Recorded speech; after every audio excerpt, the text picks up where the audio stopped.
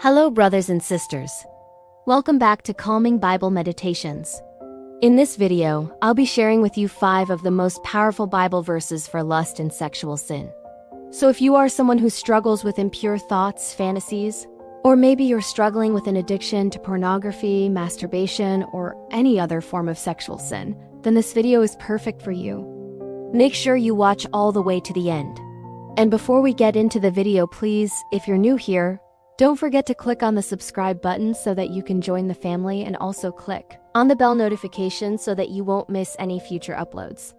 And if you do like the content, don't forget to show your support by hitting on the like button. Thank you so much, guys.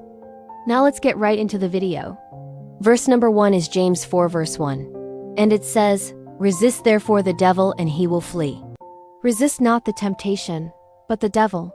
So sometimes we try to fight against temptation by trying to fulfill our fleshly desires, by giving into those impure thoughts, fantasies, or whatever it is that we're struggling with.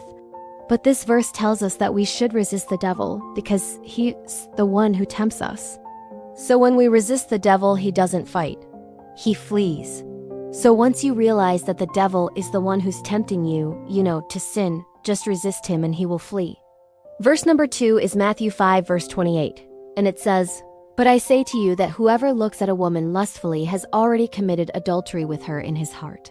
So this verse tells us that having lustful thoughts or fantasies about someone who's not your spouse is actually a sin.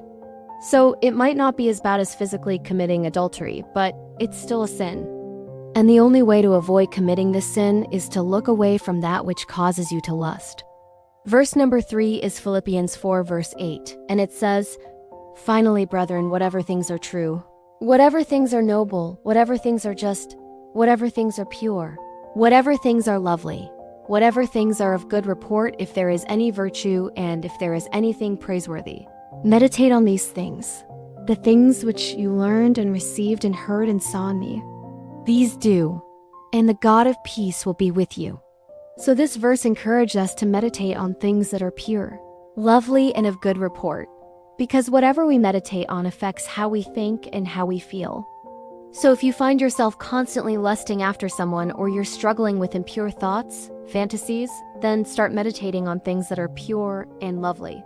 Start focusing on your goals, on your purpose, on the things that you have to do, on the things that you want to accomplish. And as you do that, you'll find that your mind will be less likely to wander into those impure thoughts and fantasies. Verse number 4 is Proverbs 6 verse 27, and it says, "For a woman to be desired without discretion is a snare with words."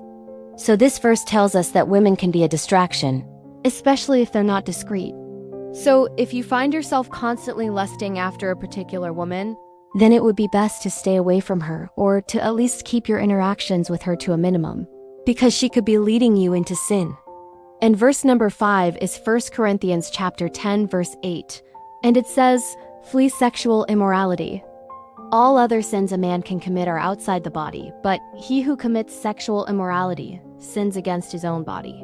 So this verse tells us to flee sexual immorality, to run from it as fast as possible, because sexual immorality affects our bodies. When we engage in sexual sin, we're actually hurting our own bodies. We're polluting our own bodies. So if you're struggling with any form of sexual sin, just flee. Run away from it as fast as you can. Don't even give it a chance. Don't even entertain those thoughts.